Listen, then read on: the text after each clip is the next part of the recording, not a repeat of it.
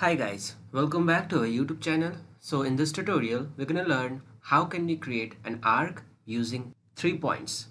So for that, you have to click on this arc menu. After clicking, this flyout appears where you have to select the first option, that is 3 points.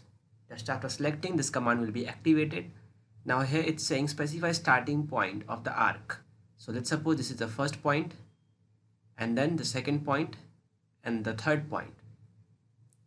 So this is the arc you created by the 3 points. Similarly, if you want to use a shortcut, then you can use ARC, enter.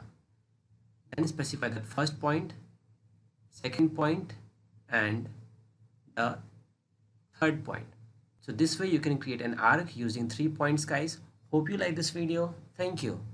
If you really like the content, then please like the video and click subscribe to see more videos like this. And don't forget to share this video with others. You can find the link to complete basics to advanced Excel tutorial in the description below, or you can visit mahagurus.com to see lots of other software courses. Thank you.